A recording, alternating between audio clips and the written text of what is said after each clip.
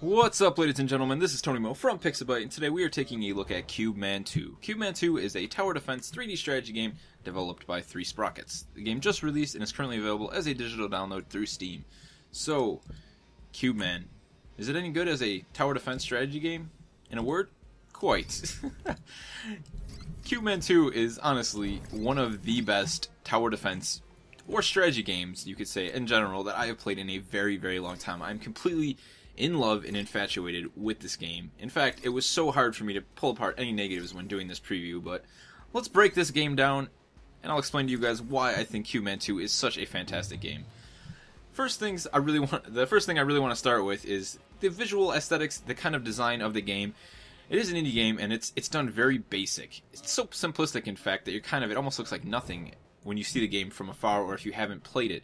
But in fact, the simplistic level design really owes itself to a tower defense game like this, where a lot of the players' focus is, not really on the levels and what they actually look like in terms of textures, but more on the actual basic level design, where I need to send my guys, what strategy I need to employ. And this game's design does it very well. Really simple, the blocks are really nice and crisp, and they can actually be skinned with different textures, so you can actually have like a grassy texture, you can have like a kind of Tron color effect going onto the blocks, as well as the Cubemen can kind of look like knights or cowboys, and there's lots of different textures and skins that can be purchased for both the levels and your Cubemen through the in-game store. They're like 99 cents a piece if you feel like supporting the developers some more. So I think that's really great.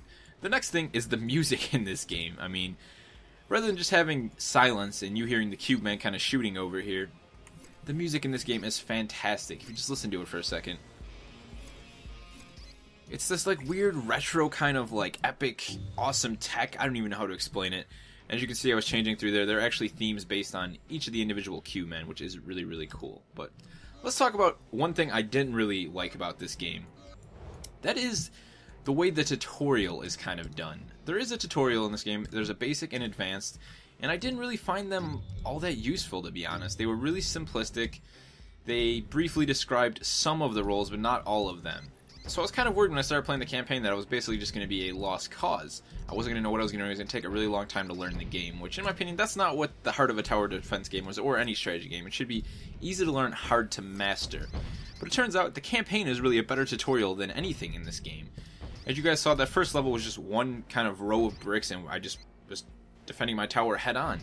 Now, as you move through the campaign, it basically increases in difficulty. It gives you more units at a really nice rate. It's a really good learning curve, and the levels become more complex, and the layouts become more complex and require more strategy to basically be successful. It's kind of like if you played N+, that weird ninja-like platforming game where it starts off real easy and then it gets really difficult. It's a really, really nice learning curve, and it's balanced very, very well. They've done an extremely good job of it in Cubemen 2, and that is one of the joys of this game, in my opinion, is not only are you learning the game as you're playing through the campaign, then the game is becoming more complex as you're learning the different units and unlocking things. It's a very rewarding way of teaching the player how to play the game, and I thoroughly, thoroughly enjoy it.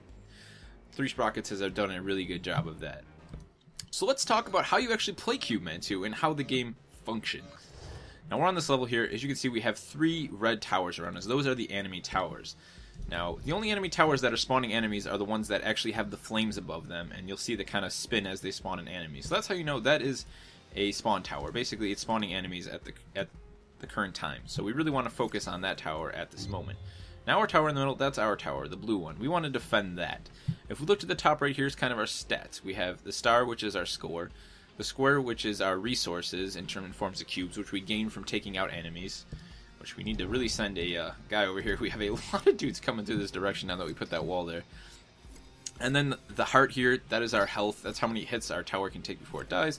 And then we have the speed of the game, which we can change from fast to slow to normal. For the sake of this commentary, I'm going to put it on slow so I can kind of focus a little bit more on talking and explaining this game to you guys. Now, right mouse button here, I can kind of rotate around the environments. If I click in the scroll wheel, I can kind of strafe, and then I can zoom in and out with the scroll wheel as well. So we're going to move over this way. Now, as I said, cubes are your main resources. Each of the different Cubemen require a different amount of cubes to be spawned on the battlefield. So right now we have a bunch of Grill's down. Grill is kind of your hardened detective type with his pistol. He's like the Max Payne of the Cubeman world. He doesn't take crap from anybody, and he'll defend the objective to the death.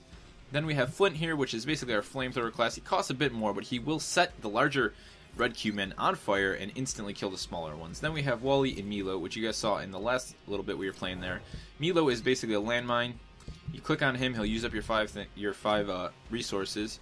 You tell him where to go, and at that point where you've clicked and sent him, he will turn into a landmine. And then we have Wally, which we've used there. He turns into a wall. Basically stops the enemy from kind of coming this direction. Now, if you look over here, you'll see this purple box. I'm not gonna actually. You know what? We'll send a grill out to claim this as soon as I unclick this.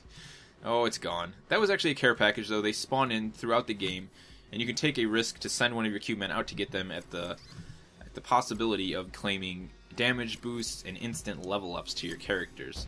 So if we click on this Cubeman here, we'll see his kind of stat layout. He's level 1, he has a 2-second rate of fire, his damage is 1.8 HP, and he has a range of 7 units. So if we click the next level, which costs 6 cubes, we'll upgrade all of those stats, and we can do it again. And I believe 2 times for Grill will kind of max him out. And it's definitely a strategy you want to focus on. You really want to upgrade your guys because it's going to give them more range, and they're just going to be, in general, more effective at defending your tower here. We're actually going to send a Flint in. So he's got his flamethrower there. He's going to start burning everything in sight. Taking out some of those guys. Yes, very well done, Flint. Now, as you move through the levels, you will be introduced to more units, as well as more gameplay elements that will actually be thrown onto the levels. And the next level we're actually going to see here, I'll show you guys quickly. There's actually a health station that we can use to kind of heal our guys. Now, Grill does not have a lot of health here. So if we send him over to this station, he can attack, and then we can kind of click on that frequently, and he'll go in and heal himself. So the game has a lot of elements to really focus on. As well as we got another unit type here, Larry, who is actually kind of a wizard. He's like Gandalf. He has a staff, he'll stick it in the ground, shoot out some lightning, and do the whole "you shall not pass" thing. Now this level is a perfect example. You know, it's added one element, we've gained one more enemy or one more unit type. As I said, you know, the learning curve is very, very well balanced. The game never feels easy, but it never feels overwhelming. And eventually you will get to that point where any of the failures you make will basically be because of your bad strategy. Now, in my opinion, that is the way to do tower defense. That is the way to do any strategy game. The game should never feel like it was the game's fault when the player died. You should always be blaming yourself for poor strategy. That is why I love Cubemen 2 so much. Once again, though, that's been Cubemen 2 from 3 Sprockets. As I said, the game is available on Steam. It goes for $7.99. We will have a link in the description below if you guys want to check this game out. But please, for more indie game coverage, subscribe to us here on Pixabyte. Until next time, it's been Tony Mo, and I'll see you guys later.